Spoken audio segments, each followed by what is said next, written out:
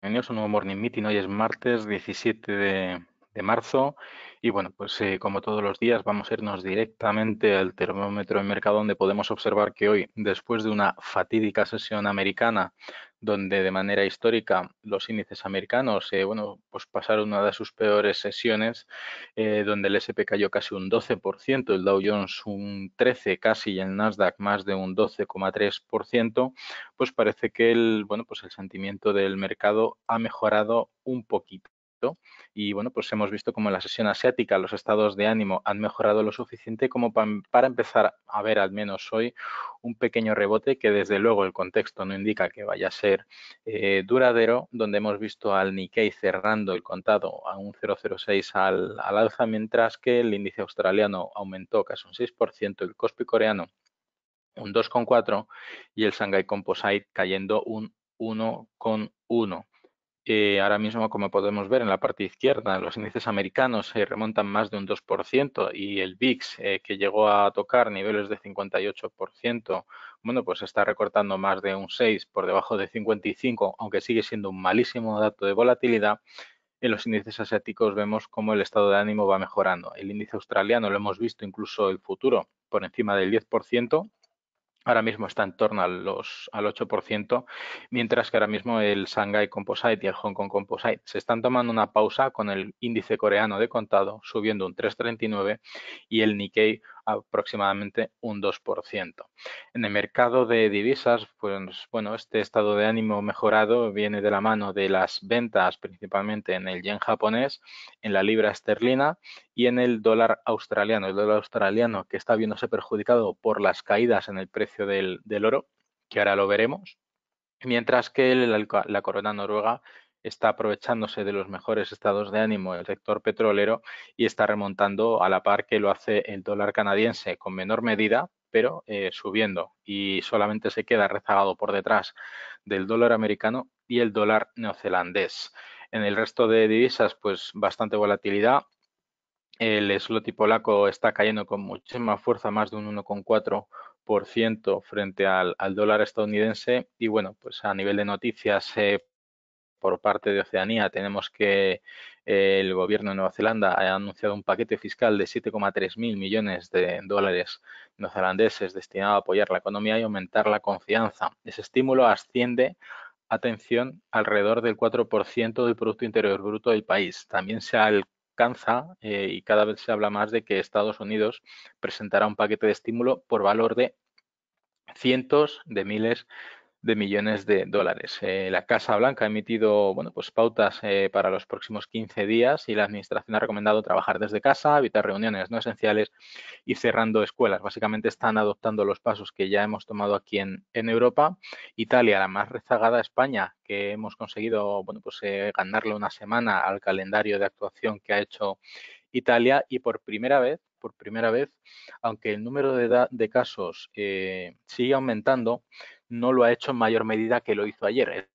Es decir, hoy hemos conocido que los datos a nivel global, dentro de lo que es el crecimiento, se han mantenido estables. Si ayer bueno, pues, se incorporaron 1.000 personas más, por poner un ejemplo básico, a engrosar la lista de infectados, hoy han sido otros 1.000. Es decir, no ha habido un crecimiento. Esto es muy buena noticia y por eso el sentimiento del mercado que tenemos hoy está dibujando en verde prácticamente a todos los índices. De hecho, en Europa, dentro de todos los selectivos, el IBEX 35 es el que más sube.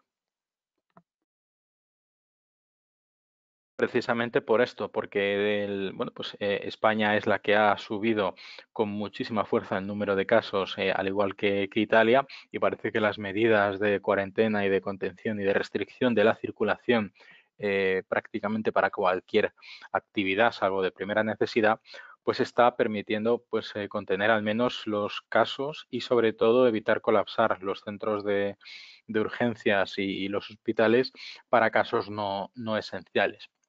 Dicho esto, bueno, pues Italia ha aprobado por su parte un paquete de 25.000 millones destinado a mejorar el sistema de salud del país y a ayudar a las empresas. Las actas del Banco de Australia han mostrado que el banco está listo para ofrecer más recortes de tipos con el fin de aliviar el impacto del coronavirus. Y bueno, pues ya para el calendario macroeconómico, que ahora seguiremos con los indicadores, ¿vale? Pues para el calendario macroeconómico, perdón, tenemos buenos datos por parte de la producción industrial de Japón.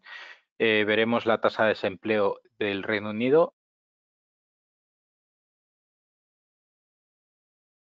y ya nos tendríamos que ir al dato del CEU, del sentimiento económico de marzo de Alemania a las 11 y al otro lado del charco a partir de la 1:30 las ventas de automóviles, minoristas, la producción industrial, el dato de mercado de la vivienda y sobre todo el cambio del inventario del petróleo crudo según APIWEX. Se espera un crecimiento del inventario de 2,9 millones en comparación con el valor anterior que fue de 6,4. Dicho esto, y como siempre vamos a empezar por el VIX, el índice de volatilidad que volvimos ayer a tocar niveles por encima del 60%, ahora mismo recorta y afortunadamente el dato de apertura de hoy del futuro ha sido el máximo de la sesión y bueno, pues en principio tenemos en referencia una vela de color rojo que esperemos que sea lo más grande posible. En el caso de ya los bonos de renta fija estamos viendo como bueno, pues también hay caídas importantes en el bono americano, donde parece que hoy la aversión el apetito un poco por el riesgo está haciendo que la cotización del bono en precio esté cayendo y por lo tanto su rentabilidad real esté subiendo de manera proporcional y en el caso del Bund, pues bueno, caída libre en el caso de su cotización, incremento de la rentabilidad real del bono y en cualquier caso no se está beneficiando en absoluto de bueno, pues los altos picos de volatilidad. Parece ser que la rentabilidad que tiene el Bund en comparación con el bono americano es mucho menos atractiva y por eso está haciendo que bueno, pues, la cotización del mismo se vea totalmente bueno, pues por los suelos, teniendo en cuenta el contexto de las últimas 2 semanas que tiene el bono. En el caso de las materias primas, como siempre, vamos a prestar atención en primer lugar al precio del barril. Vamos a ampliar esto para poderlo ver un poquito más grande.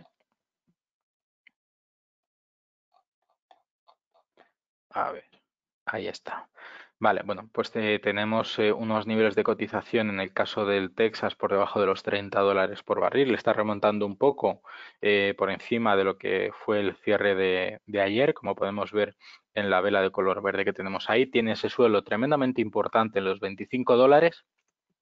Y en el caso del Brent, que lo voy a superponer para mantener la estructura técnica del gráfico, está cotizando ya por debajo de los $32 por barril. Parece que tiene mucha más flexibilidad el barril de crudo y que bueno, pues está sufriendo un poquito más de lo que lo está haciendo proporcionalmente el Texas en este caso. Por otro lado, los metales preciosos, el oro en caída libre por debajo ya de los $1.500 por onza, tiene un primer suelo en torno a los $1.450 por onza, donde ayer los casi llegó a rozar, y en el caso de la plata, pues un movimiento bajista tremendamente importante. Después de haber perdido esa estructura lateral, pues cotiza por debajo de los $12,5 por onza, y ahora mismo pues su estructura nos está dando un precio de cotización incluso por debajo de los niveles que tenemos actualmente nosotros graficados. Ponemos un gráfico semanal. Ahí está mejor.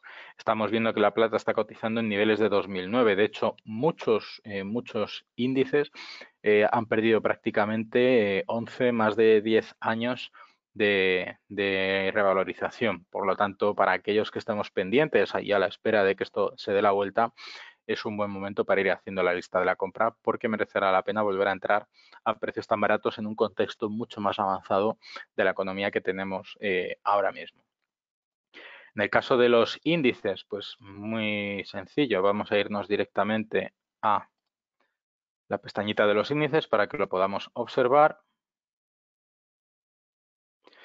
Vale, me preguntáis, ¿por qué es en esta situación el oro baja? Porque en un contexto em, no de crisis, sino de pánico, absolutamente ninguno de los activos que hay en el mercado, tanto de renta variable o activos de riesgo como los activos refugio, suponen un aliciente para poder estar situado en el mercado. las salidas que estamos viendo del oro son principalmente de gente o también de grandes fondos y gestoras de fondos que ahora mismo están buscando estar en liquidez y están haciendo desinversiones masivas y están haciendo, bueno, pues que el oro incluso esté cayendo de precio, ¿no? Es decir, incluso dentro de la política de inversión que tengan las grandes gestoras, los fondos de inversión, está la posibilidad de estar 100% en liquidez.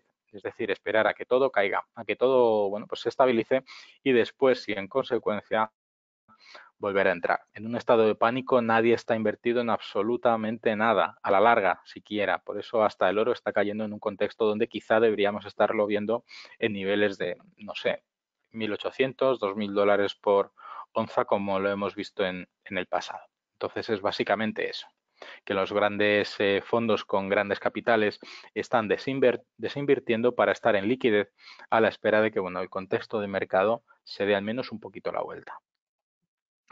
Bien, índices americanos. Podemos ver en el caso del S&P 500 en un gráfico de 15 minutos como empezó a cotizar en los 2.565 bueno, pues, y después de esa subasta de volatilidad empezó a cotizar prácticamente con 100 puntos a la baja y además llegando al mínimo de los 2.361, 2.362.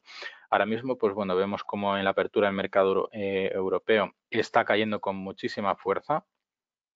¿Vale? Esto es lo que estamos viendo ahora mismo del S&P 500. En el caso del Nasdaq, el movimiento es similar, ¿vale? En un gráfico diario vamos a verlo un poquito mejor. Ahí está. Y bueno, pues en principio tenemos primeros niveles de resistencia en el corto plazo, justo en los niveles de soporte que vimos ayer, en los 6.940, 42 aproximadamente. En el Dow Jones, exactamente igual. Bueno, el Dow Jones lo podemos ver a través del gráfico del S&P 500, que es mucho más sencillo.